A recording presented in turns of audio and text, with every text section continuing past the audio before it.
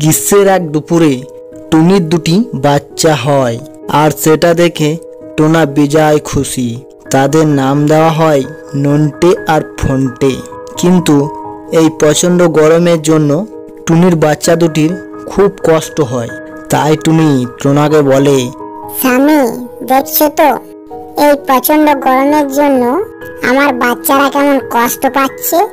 তুমি ওদের জন্য কিছু একটা ব্যবস্থা করো, না হলে যে ওরা মারা যাবে। তখন টোনা বলে, চিন্তা করো না টুনি, আমি বাজারে যাচ্ছি, সেখান থেকে একটা ফ্যান কিনে আনছি। এই বলে টোনা বাজারে বেরিয়ে যায়।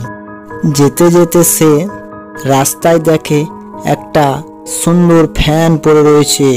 সে যদিও প্রথমে ফ্যানটি নিতে চায়নি, তারপর বলে, ভগবান তার বাচ্চাদের কষ্টের কথা ভেবে ফ্যানটা দিয়েছে।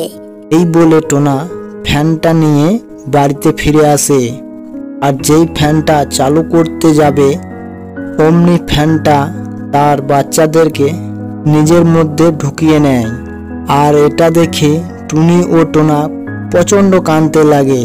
তখন ওই ফ্যানের ভিতর থেকে একটা দুষ্টু ডাইনি বেরিয়ে আসে আর বলে, টুনি, তোর বাচ্চাদের আর কোনোদিনও ফিরে পাবি না। এই বলে সে ওখান থেকে উড়ে চলে যায়। তখন টুনি খুব কান্নাকাটি করতে করতে ভালো পরীকে ডাকে। ভালো পরী তার কান্না শুনে সেখানে উপস্থিত হয়। ভালো পরীকে টুনি সবটা খুলে বলে। সবটা শোনার পর ভালো পরীটা যা বলল, বন্ধুরা তোমরা শুনলেই অবাক হয়ে যাবে। তার আগে ভিডিওটি লাইক করে চ্যানেলটি সাবস্ক্রাইব করে দাও। আর সবটা শোনার পর ভালো পরীটা তার জাদু শক্তি দিয়ে টুনির বাচ্চাদের বের করে আনে।